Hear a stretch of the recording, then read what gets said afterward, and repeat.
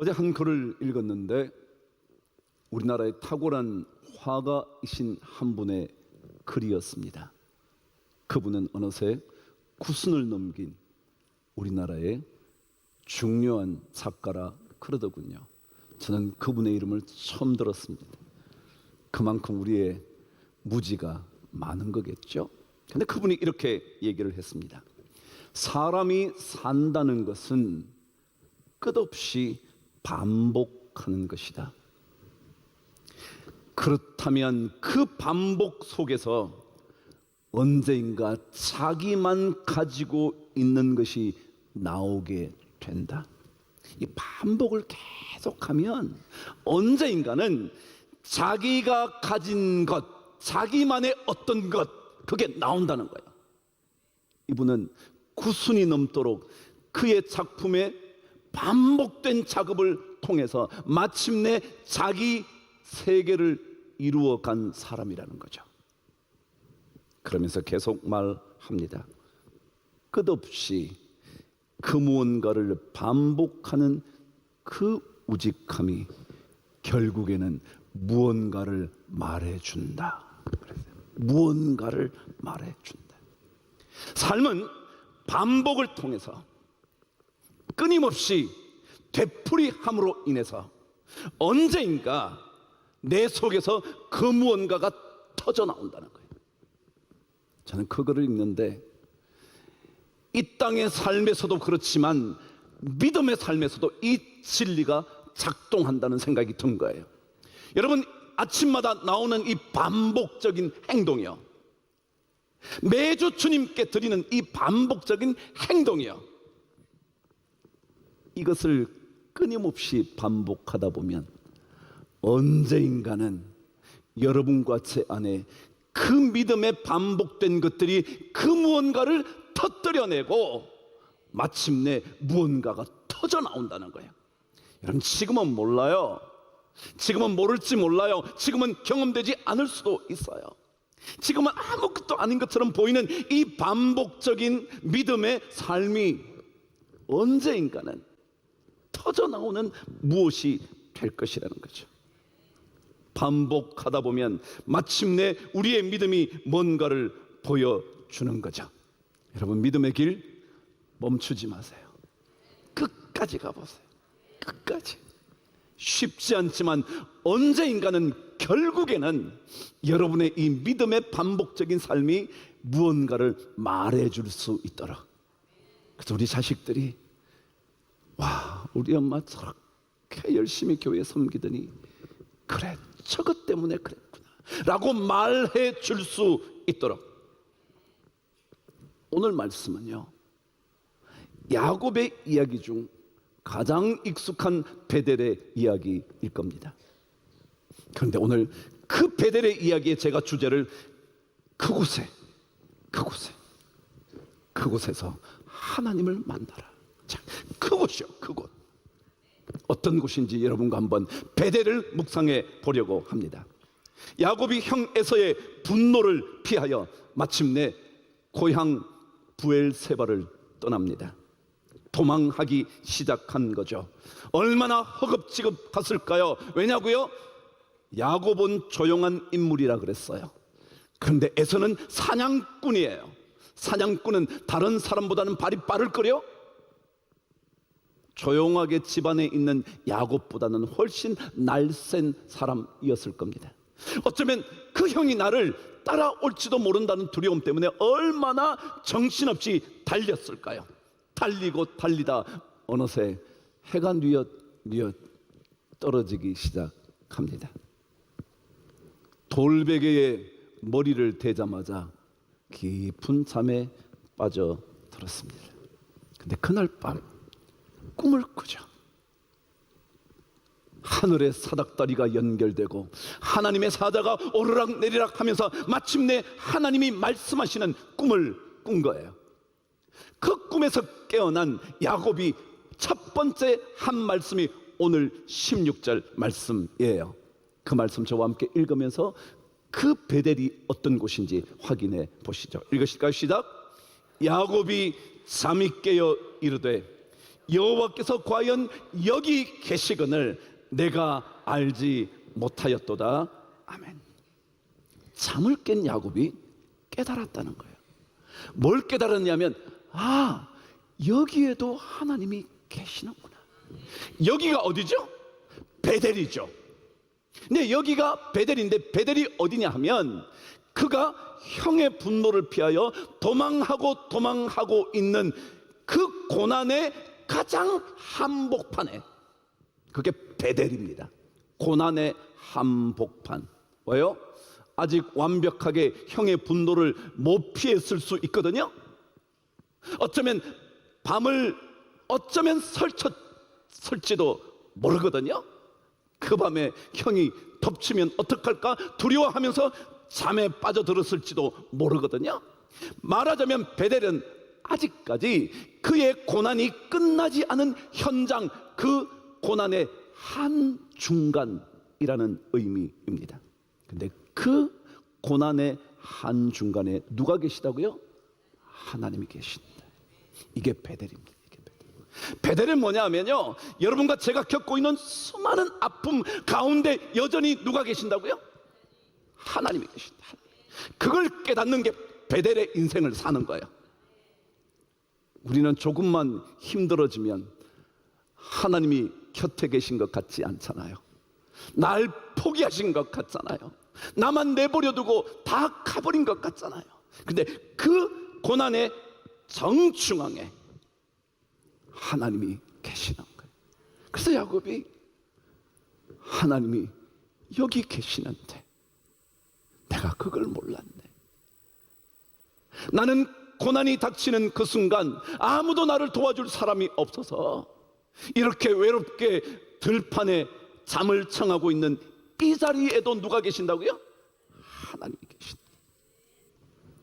고난의 소용돌이 한복판에 하나님은 계십니다. 그 고난의 자리에 하나님은 여전히 존재하고 계십니다. 바로 그 자리에서 하나님을 만나야 합니다. 그게 베델입니다. 베델은 여러분과 저의 고난의 한가운데서 하나님의 계심을 믿게 되고 경험하게 되는 그 자리가 바로 베델이라는 거예요. 견딜 수 없는 두려움의 한복판에도 하나님은 여전히 존재하고 계십니다. 모든 사람이 나를 버렸다고 생각되는 그 순간에도 하나님이 계십니다. 아픔이 떠나지 않고 억울함이 점점 더 깊어지는 그곳에서도 하나님은 여전히 나와 함께 계십니다. 기억하십시오. 베델은 그런 곳입니다. 그곳에서, 그 고난의 자리에서 우리는 하나님을 만나야 합니다. 그곳에서 반드시 하나님을 찾아야 합니다. 그것이 베델이기 때문에 그렇습니다. 오늘 16절은 야곱이 꿈을 꿨다 그랬습니다. 꿈이라는 게 뭐죠? 제가 여러 자료들을 찾아보니까 그냥 이렇게 되어 있더라고요. 정신분석학자의 일반적인 얘기입니다. 꿈이라는 것은 일상의 경험들이 짙어지면서 경험이 계속 한단 말이죠. 그것이 무의식 속에 자리 잡아 나의 욕망과 갈망과 충동과 불안 등의 감정을 뇌 속에서 처리하는 방식이 꿈이다 그랬어요. 여러분, 그렇다면 왜 야곱이 하나님 꿈을 꾼 걸까요? 아마도 형의 분노를 피하여 사랑받던 부모님 곁을 떠나 얼마나 가야 할지도 모르는 그 길을 떠나면서 그가 계속 하나님을 생각한 건 아닐까요? 왜요? 아무도 없잖아요. 나를 위해 주는 따뜻한 엄마의 품도 없고요, 든든한 기둥이 되어줬던 아버지도 안 계시고요, 내 가정도 다 사라졌잖아요. 아무도 없으니까 도망하는 야곱의 머릿속에 남아 있었던 게 누굴까요? 하나님 아니었을까요? 그래서 하나님을 계속 생각했을 거예요. 도망가면서 나 어떡하지? 이제 누가 나와 함께 있어줄까? 누가 나를 도와줄 수 있을까? 하나님 생각을 하지 않았을까요? 그러니까 그 밤에 누구 꿈을 꿔요? 하나님 꿈을 꿔요.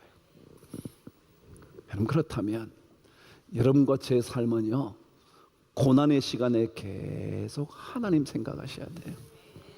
하나님 생각하면 하나님이 나타나서 우리를 만나 주실 거예요. 힘들어도요, 힘들게 한 그 사람 생각하지 말아요. 그럼 그 사람이 꿈에 나타나. 여러분, 하나님을 생각하세요. 계속 하나님 생각하세요. 지속적으로 하나님을 놓치지 않고 생각하면 하나님은 우리 곁에 계심을 발견하게 될 거예요. 하나님은 내 두려움의 자리인 베델, 거기에 계실 거거든요. 하나님은 우리의 고난의 자리에도 떠나지 않으시는 분이시거든요. 한번 생각해 보세요. 다니엘의 세 친구는 풀무불에 던져질 때 누구를 생각해요? 하나님을 생각해요. 이 고난의 풀무에서 건져주시지 않아도 저희들은 하나님 그분만 경배합니다. 하나님 생각해요. 그게 베델이요, 베델. 다니엘도 마찬가지예요. 사자굴 속에서도 누구를 생각해요? 하나님을 생각해요. 다윗도 골리앗을 만났는데 누구를 생각해요? 하나님을 생각해요. 하나님. 고난의 현장에 그는 하나님 그분만 붙들고 있어요. 그게 베델의 믿음이에요. 더욱더 깊이 고난의 시간에 하나님을 만나야 해요. 그러면 그 자리가 베델이 되기 시작하는 거예요. 여러분과 제가 견딜 수 없게 되는 그 고난의 현장인 베델, 그곳은 하나님을 만나게 되는 자리예요. 시편 46편 1절에서 고라자손은 이렇게 고백을 했어요. 읽어보실래요? 시작. 하나님은 우리의 피난처시요 힘이시니 환난 중에 만날 큰 도움이시라. 여러분, 고난 중에 하나님을 만나면 그분이 우리의 뭐가 된다고요? 도움이 되신다. 도움이. 환난 중에 만날 큰 도움이시다. 그분이 바로 베델의 하나님이거든요. 시편 138편 7절에서 다윗은 이렇게 고백을 합니다. 읽어보실래요? 시작. 내가 환난 중에 다닐지라도 주께서 나를 살아나게 하신다. 살아나게 하신다. 이런 고난의 현장인 베델에서 하나님을 만나면 그분이 나를 뭘 한다고요? 살아나게 하신다는 거예요. 이게 베델의 신앙.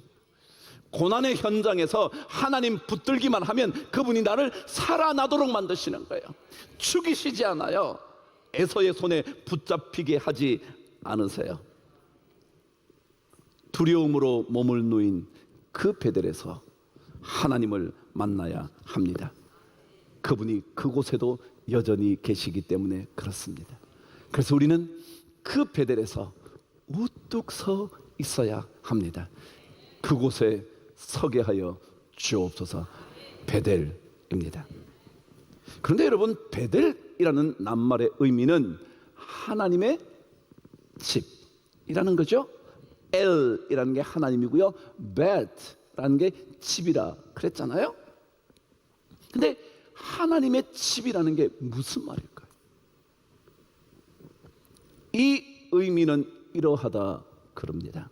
하나님의 집이라는 말은 하나님께 드려진 곳이랍니다. 생각해 보세요. 하나님의 집이니까 누구 거라는 거예요? 하나님 거라는 거예요. 하나님 거. 그래서 하나님께 드려진 그곳을 뭐라 그러냐면 베델이라 그런다는 거예요. 여러분, 우리 인생은요, 하나님의 집이 되어야 합니다.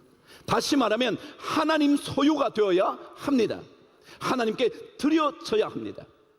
또다시 바꾸어 보면 베델이라는 곳은요, 하나님 겁니다. 베델이 어떤 곳이라고요? 고난의 한중강, 한복판. 고난이 뭐냐면 베델이에요. 근데 그 고난이 누구께 드려졌다고요? 하나님께 드려졌다는. 무슨 말이냐고요? 베델은요, 여러분과 저의 고난을 이미 하나님께서 다 받으셨다는 거예요. 하나님이 내 고난을 모르시는 분이 아니라는 거예요. 내 고난의 삶, 눈물과 신음의 이 삶을 하나님이 이미 받으셔서 자기 걸로 만들었다는 거예요. 내 고난이 누구 고난이라고요? 하나님 고난이야. 그래서 하나님이 책임지신다. 그게 하나님께 드려진 베델이라는 의미라는 거죠. 그러니까 고난을 당하면 여러분이 해결하려고 하지 말아요. 이미 그 고난은 누구의 손에 드려졌다고요? 하나님의 손에 드려진 거예요. 이게 바로 베델의 두 번째 중요한 핵심 메시지입니다. 고난의 자리, 눈물의 골짜기, 그 베델은 이미 하나님께서 받으셔서 하나님께서 책임지시기 시작한 겁니다. 만일 여러분이 여러분의 고난을 하나님께 드려서 그 고난이 베델이 되기만 하면, 하나님의 것이 되기만 하면 그분이 우리의 삶을 책임져 주십니다. 여러분 고난 있으시죠? 이 고난이 이미 하나님이 받으셔서 그곳이 하나님의 집이 됐어요. 하나님이 가지시고 계시는 고난이 되었다고요. 그분은 우리의 고난을 책임지시는 분이에요. 성경이 자주 말합니다. 역대하 20장 15절과 17절은 이렇게 기록되어 있습니다. 이 전쟁은 이 고난의 전쟁이야. 고난 때문에 어쩔 수 없는 이 전쟁이요. 이 전쟁은 뭐라고요? 너희에게 속한 것이 아니여 하나님께 속한 것이니라. 그러니까 이 고난의 전쟁에는 시작, 너희가 싸울 것이 없나니 서서 너희와 함께한 여호와가 구원하는 것을 보라. 여러분 이거예요. 이 전쟁은요, 이 고난의 싸움은요 이미 하나님이 싸우시기 시작한 거예요. 여러분 고난이 있어요. 없을 수가 있겠습니까?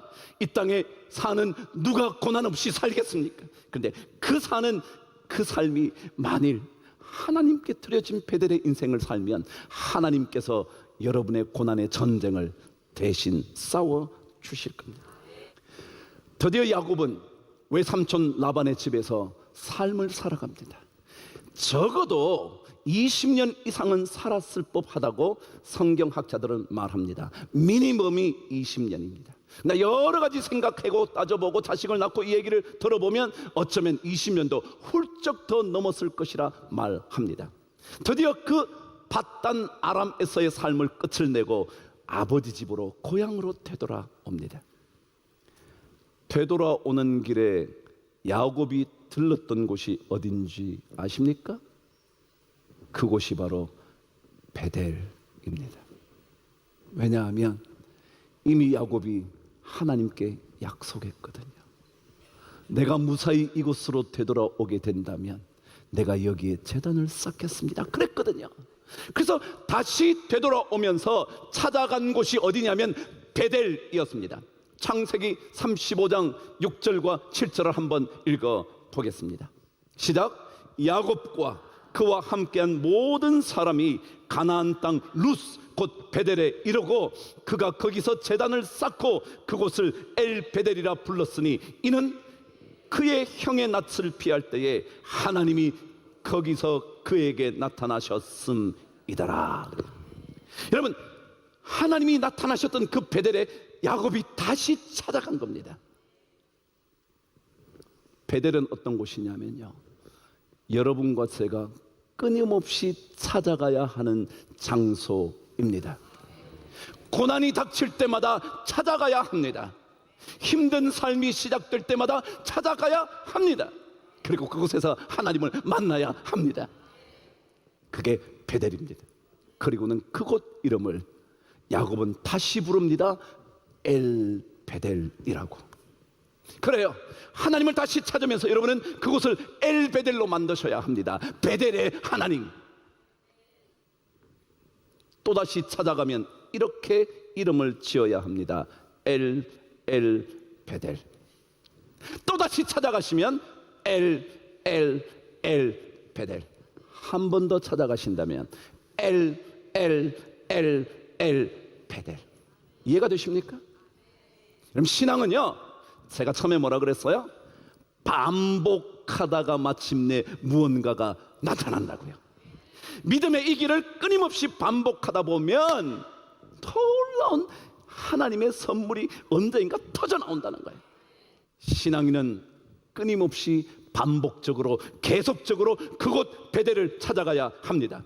그곳을 찾아가서 하나님이 여전히 그곳에 계심을 확인하고 하나님의 집이라고 하나님의 소유라고 하나님께 다시 맡겨드리고 그분의 구원을 기다리는 그 장소가 베델이라는 거예요. 그래서 우리는 고난 중에 하나님을 만나야 합니다. 다윗은 시편 62편 1절에서 61편 2절에서 이렇게 말합니다. 읽어보실래요? 시작. 내 마음이 약해질 때에 땅 끝에서부터 죽게 부르짖어 오리니 나보다 높은 바 위에 나를 인도하여 주시옵소서. 우리가요 여러 어려움 때문에 마음이 완전히 그냥 knockdown이 됐어요. 완전히 약해졌어요. 내 인생의 끝 같아, 땅 끝 같아. 근데 거기에서 뭐라고요? 주의 이름을 부르면 하나님께서 나를 나보다 높은 것 뭐예요? 여러분이 할 수 있는 정도가 아니라니까요. 여러분이 이루어낼 수 있는 정도가 아니라 그것보다 훨씬 높은 곳으로 여러분과 저를 인도해 주실 거다. 전 그걸 믿어요. 믿으니까 고난의 한복판에 있어도 괜찮아요. 왜냐하면 하나님이 함께 하시면서 나를 위하여 대신 싸워 주시기 때문에 그렇죠. 바로 이 베델은 절대 변질되어서는 안 돼요. 성경은요 이 베델이라는 이름이 다른 이름으로 불리는 때가 있습니다. 호세아나 이사야는 이 베델이 하나님을 떠나 다른 신들을 섬기게 되었을 때 이 베델을 가리켜 뭐라고 불렀냐면 벳아웬이라 불렀습니다. 나중에 여러분 성경을 연구해 보시면 호세아 선지자나 이사야 선지자가 이 베델에서 하나님 아닌 다른 신을 섬기자 너 그곳을 베델을 벳아웬으로 만들면 안 된다고. 그래서 너는 다시 벳아웬 베델로 올라가서는 안 된다고 말합니다. 벳아웬이라는 뜻은 뭐냐면 베트가 뭐라고 했어요? 집. 아웬은 뭐냐면 죄악. 죄악의 집으로 바꾸어 버려서는 절대 안 됩니다. 무엇을요? 베델을. 여러분의 인생 하나님을 만나야 하는 베델을 벳아웬 죄악의 집으로 만들면 안 됩니다. 더더욱이 이 죄악의 집이라 번역되는 벳아웬의 또 다른 의미는 공허함의 집. 그렇습니다. 만일 우리가 하나님을 떠나면 그곳은 공허한 집이 되고 만다는 겁니다. 아무것도 남지 신앙인들은 반복적으로 찾아가야 하는 그 베델을 절대 벳아웬으로 만들어서는 안 됩니다. 그래야 하나님의 역사가 나타나는 겁니다. 고난의 한복판에서 우리는 여전히 계시는 하나님을 만나야 합니다. 그 하나님은 여러분 곁에 계셔서 여러분을 구원하시는 하나님이십니다. 하나님께 드려진 인생, 여러분의 고난을 하나님께 드림으로 말미암아 하나님이 받으시는 베델의 인생을 살기 시작하면 하나님의 구원은 반드시 경험합니다. 그래서 우리는 끊임없이 그곳을 찾아가 엘 베델이라 불러야 하고요, 엘 베델이라 불러야 합니다. 그러면 그곳에서 놀라운 일들이 계속 벌어지는 겁니다. 믿음의 꽃이 피기 시작하는 겁니다. 그럼 이 삶 우리 절대로 빼앗겨서는 안 되죠. 베델 그곳에 올라가 하나님 꼭 만나야 합니다. 고난 당할 때일수록 하나님을 찾아가는 베델을 경험하시게 되기를 주의 이름으로 축복합니다.